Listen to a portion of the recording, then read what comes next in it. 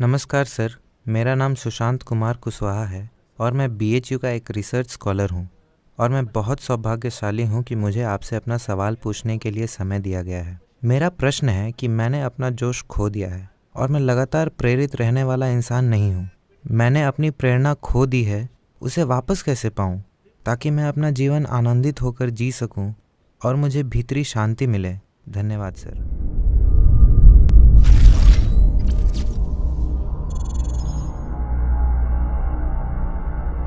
देखिए, जीवन की प्रकृति ऐसी है। कृपया बैठ जाइए। अगर आप बाहर गार्डन में जाएं और एक चींटी को पकड़ने की कोशिश करें, बीएचयू की चींटी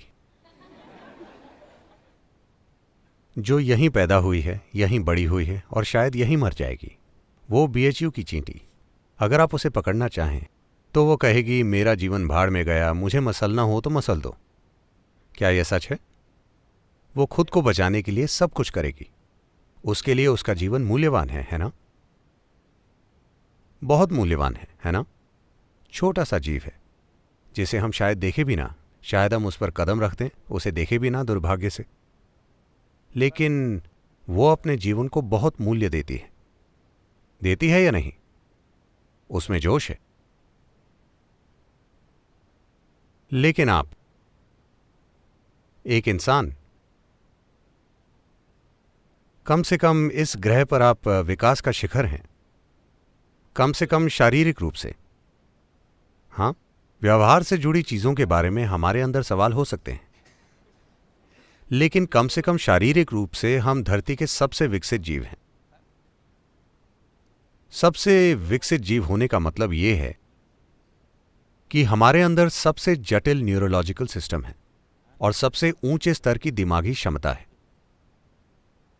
इसका मतलब है आप सोच सकते हैं, आप याद रख सकते हैं, आप में याददाश्त है, आप बहुत जीवंत तरीके से चीजों को याद रख सकते हैं और आपकी कल्पना शक्ति शानदार है।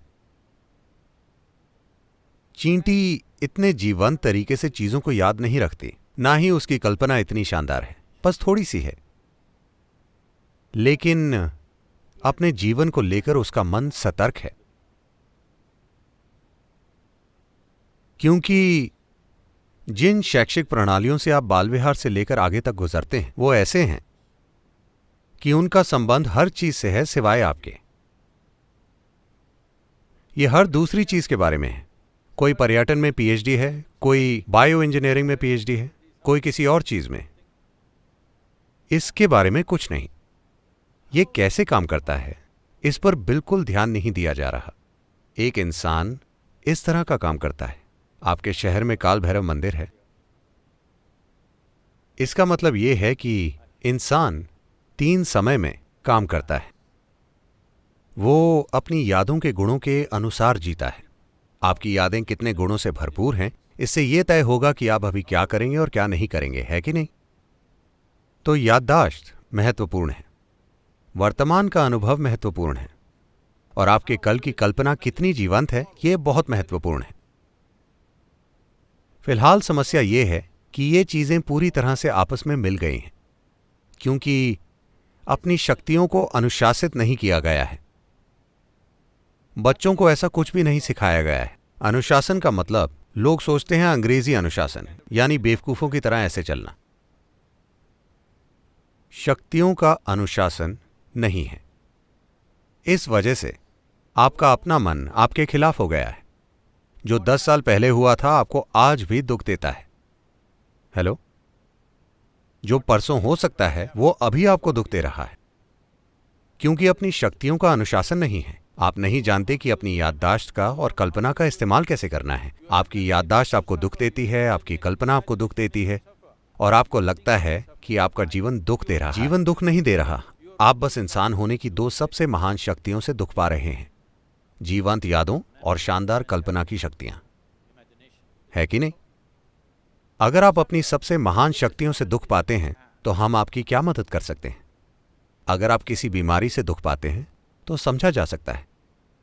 अगर आप अपनी विकलांगता से दुख पाते हैं तो समझा जा सकता है। अगर आप अपनी क्षमता से दुख पाते हैं तो कोई उम्मीद नहीं है। हाँ या ना? आप अपनी क्षमताओं से दुख पा रहे हैं। अगर आप अपनी विकलांगता से दुख पाएं तो ठीक है, पर आप अपनी क्षमताओं से दुख पा रहे हैं।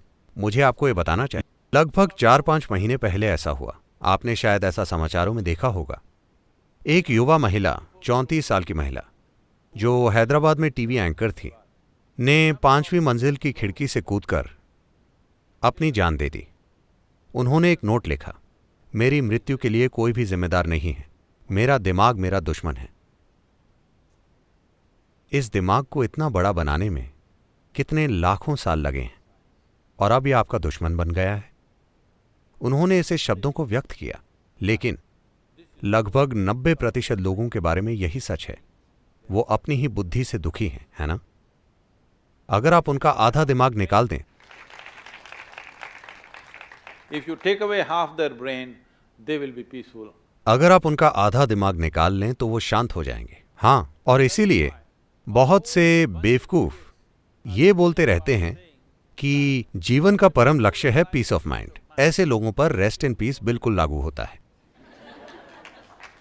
अब आप युवा इंसान, यूनिवर्सिटी के जीवन में अगर कोई आपको हमेशा थोड़ा ठीक ना करता रहे तो ये कुछ ज्यादा ही आसान बन जाएगी।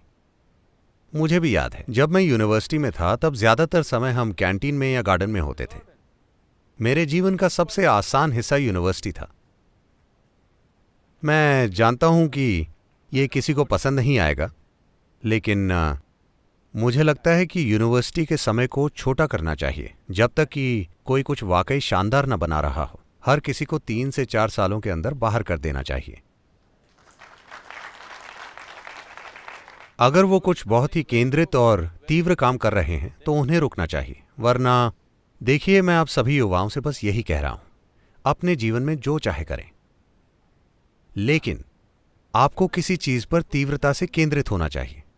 अगर आप अपने जीवन का किसी भी चीज में निवेश नहीं करते तो यह बेकार चला जाएगा। जैसे कि मैंने आपको शुरुआत में बताया, जीवन का एक बुनियादी हिस्सा है समय, और ये बस चला जा रहा है। मेरे यहां आने के बाद से अब तक आप अपनी कब्र के 2 घंटे पास पहुंच चुके हैं। हाँ या ना? मणिकर्णिका के 2 घंटे ज्यादा करीब। हाँ या ना? Yes. आप अमर नहीं हैं, ये बस एक सीमित समय की अवधि है।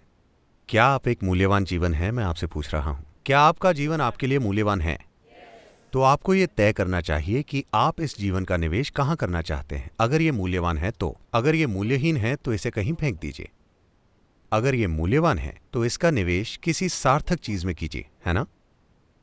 तो अगर आप इसका निवेश किसी सार्थक चीज में करते हैं तो सिर्फ जोश में ही नहीं, आप हर समय प्रज्वलित रहेंगे।